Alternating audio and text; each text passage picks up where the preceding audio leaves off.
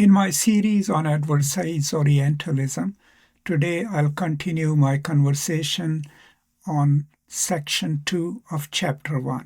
So let's begin.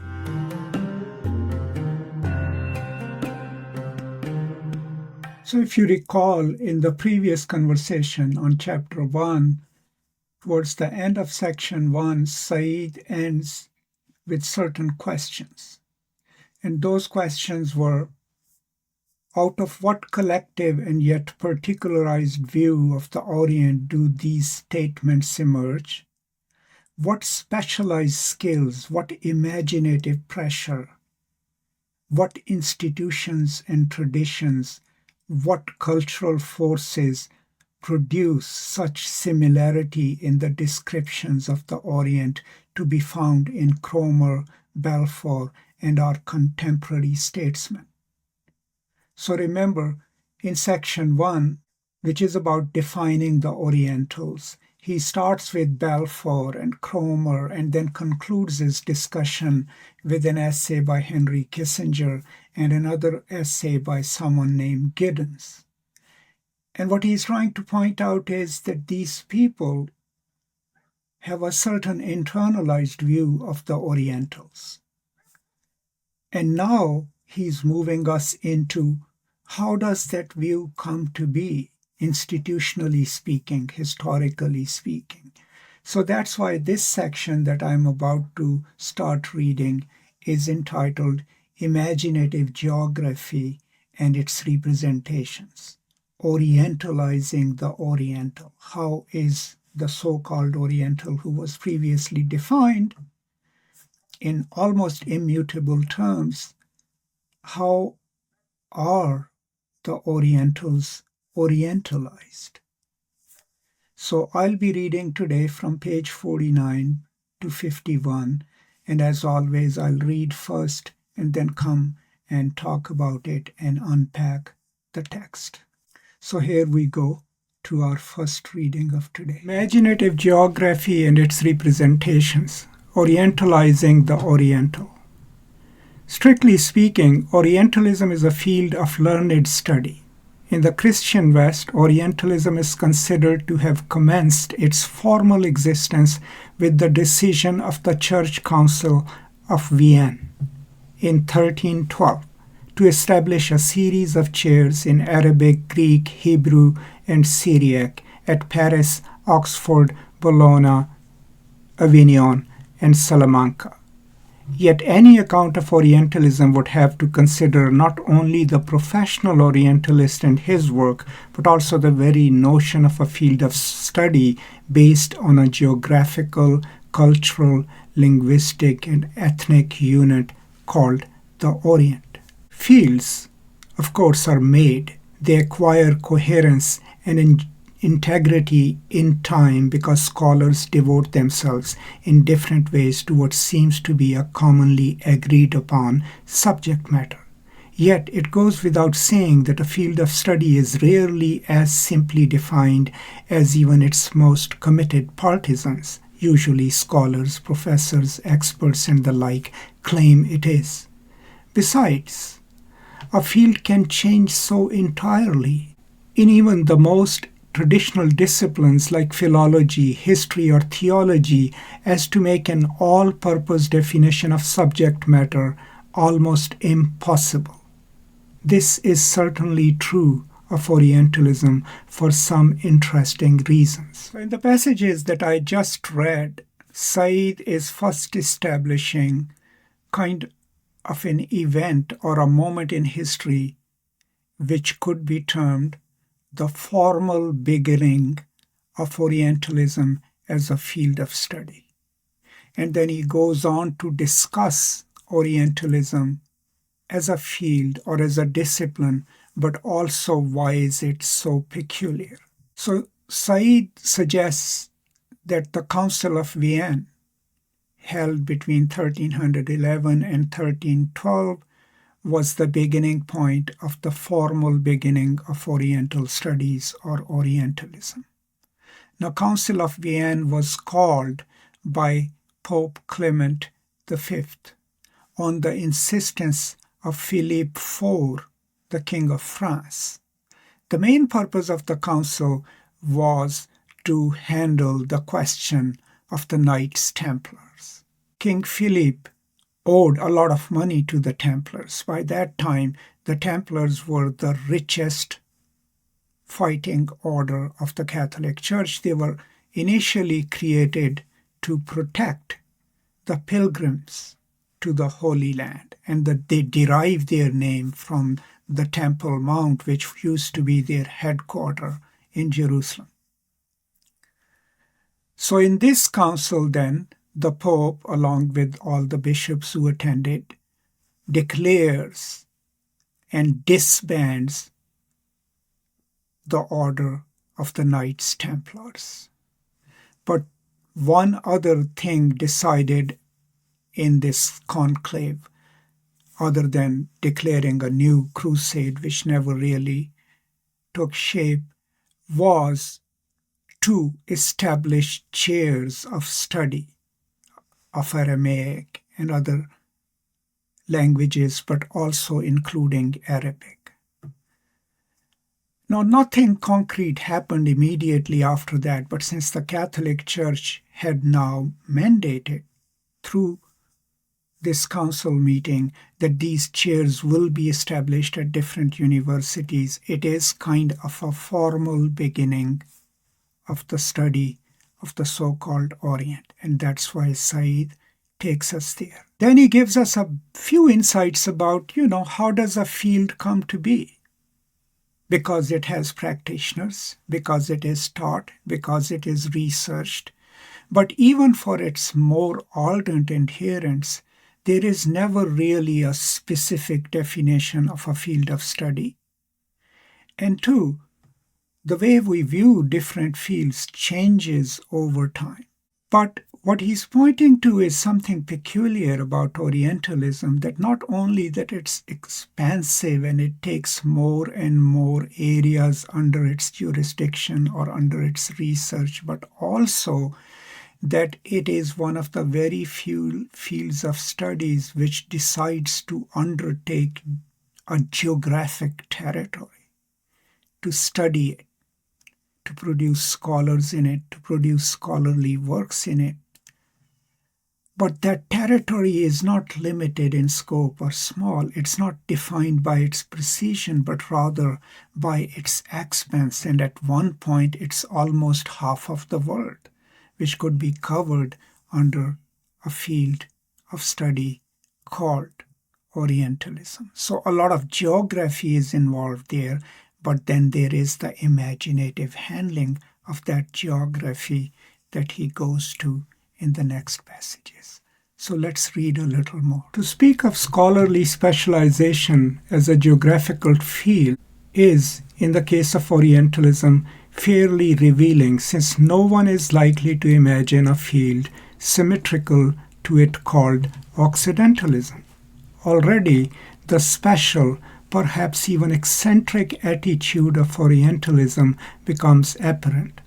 For although many learned disciplines imply a position taken towards, say, human material, a historian deals with the human past from a special vantage point in the present, there is no real analogy for taking a fixed, more or less total geographical position towards a wide variety of social, linguistic, political, and historical realities. A classicist, a Roma specialist, even an Americanist focuses on a relatively modest portion of the world, not on a full half of it.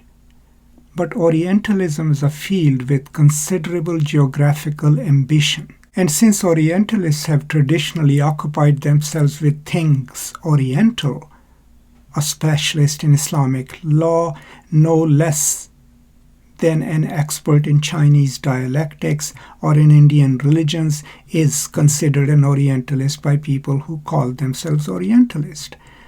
We must learn to accept enormous, indiscriminate size, plus an almost infinite capacity for subdivision as one of the chief characteristics of Orientalism, one that is evidenced in its confusing amalgam of imperial vagueness and precise detail.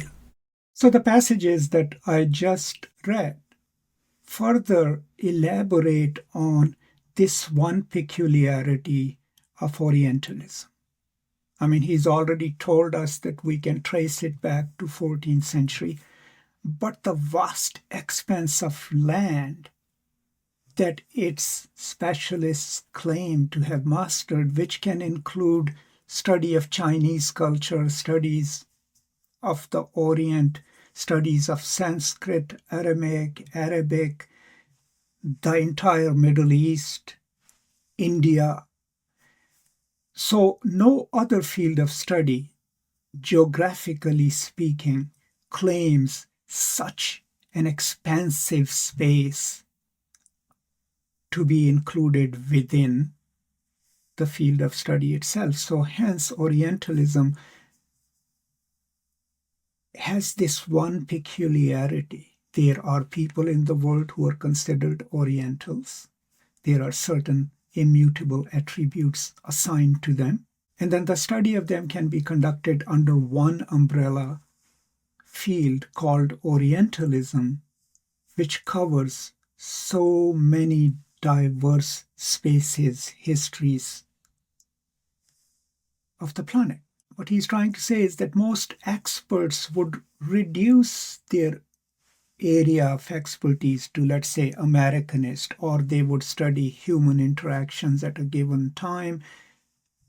Orientalists are the only ones who are studying a vast geographic expanse and trying to cover linguistics in it, trying to cover history in it, poetry, art. And it is that expansive nature of the field of study which for Said makes it almost as to a specific exclusive field of study or a discipline. So let's read a little more and then I'll come back and talk about. By the way, there is a small correction that I needed to make to my reading. On page 50, where I read Chinese dialectics, it's actually Chinese dialects. All of this describes Orientalism as an academic discipline. The ism in Orientalism serves to insist on the distinction of this discipline from every other kind. The rule in its historical development as an academic discipline has been its increasing scope, not its greater selectiveness. Renaissance Orientalists like Urpenius and Guillermo Posto were primarily specialists in the language of the biblical provinces, although Posto boasted that he could get across Asia as far as China without needing an interpreter.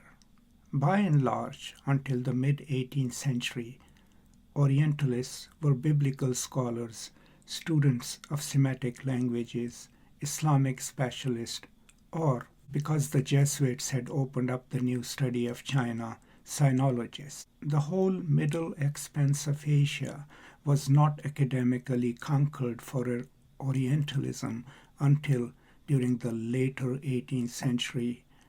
Anquetil, Duprat, and Sir William Jones were able intelligibly to reveal the extraordinary riches of Avestan and Sanskrit. By the middle of the 19th century, Orientalism was as vast a treasure house of learning as one could imagine. There are two excellent indices of this new triumphant eclecticism.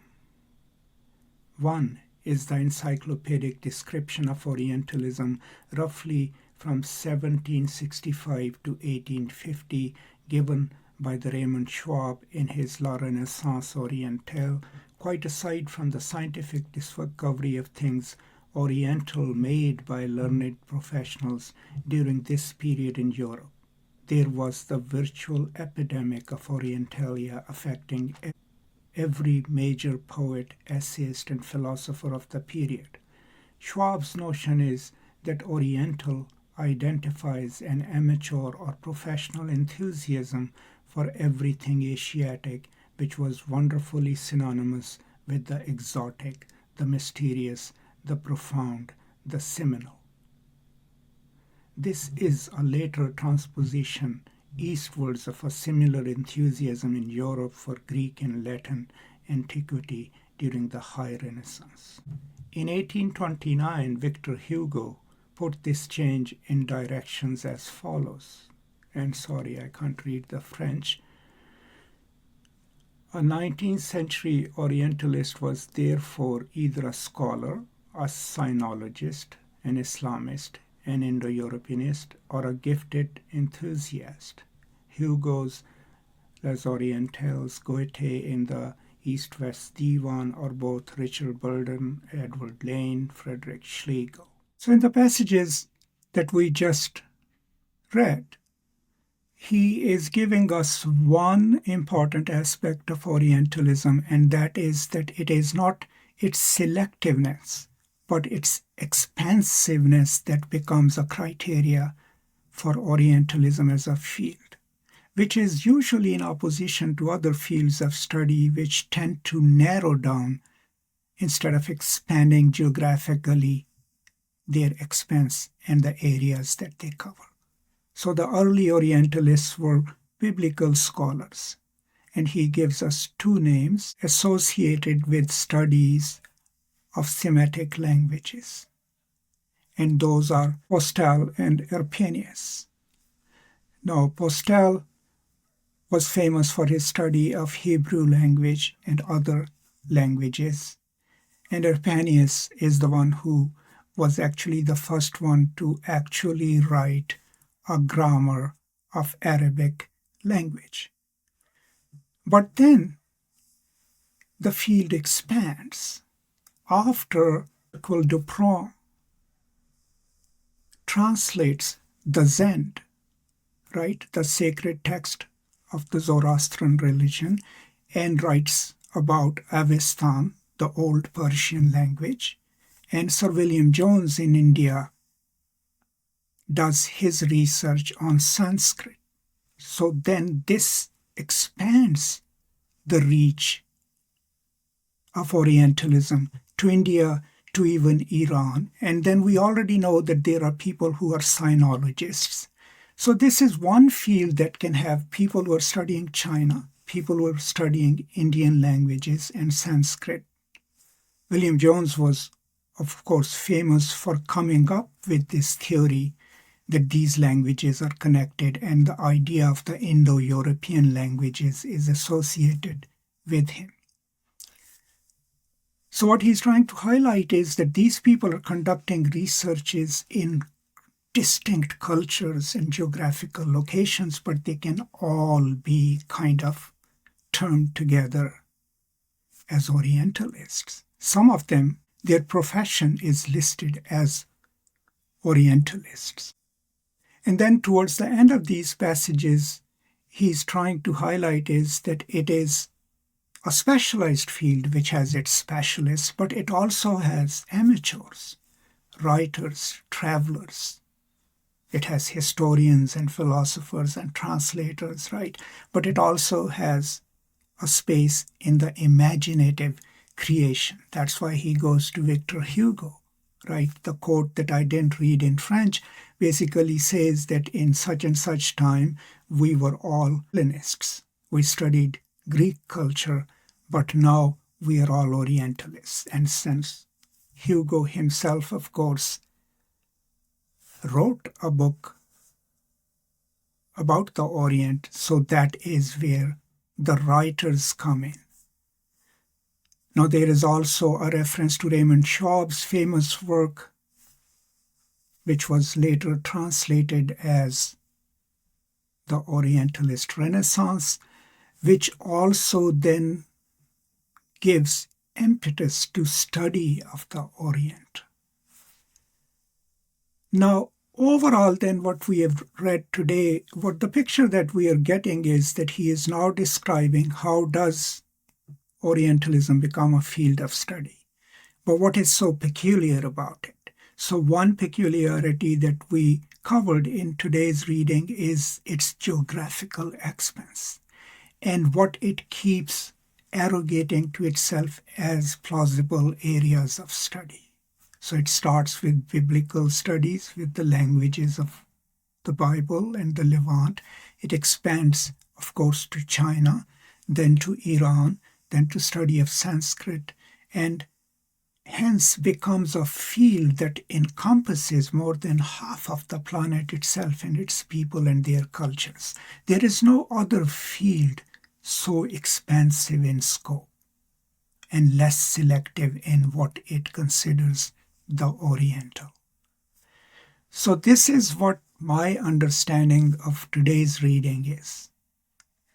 I'm pretty sure I probably missed some, so please feel free to point that out, and then I will move on to the second reason that he gives, which makes Orientalism a peculiar field of study or a peculiar discipline in the next conversation that we'll have on this topic. So remember, the chapter is called Scope of Orientalism. The first section of it, I think, is called Defining the Oriental. And this section then is trying to teach us how imaginatively, through disciplinary work, but through also imaginative fiction and travel writing and other things, the Oriental is orientalized for the European audiences. There is also a moment where he mentions that the geographical expanse is so vast that there is nothing corresponding to that has ever been developed or could be developed, which could be called Occidentalism. Now, the term is used in the United States, at least by some scholars, but they are not using it the way Said intends it here. I think what Said is saying is there is no study of the Occident as a place, right? Occidentalism, as used by conservative scholars here, is basically saying, okay, we were Orientalists, we looked at you like that, but you also look at us with your prejudices and preferences. And my argument against that has always been that Orientalism, as Said explains several times in this book and elsewhere, you have to have the power, you have to be there, and you have to have the power and resources to record a people and produce monuments of that to be an Orientalist. Nowhere in modern history have the Eastern nations, or whatever you want to call them, have had the power to be here, to conquer America or Europe, and then record it for their own audiences. That is why the idea of Occidentalism, as suggested by some conservative scholars, doesn't make sense to me. But that was just an aside. So that's all. Thank you so much. Stay safe, and I'll be back with more. Until then, as always, peace and love.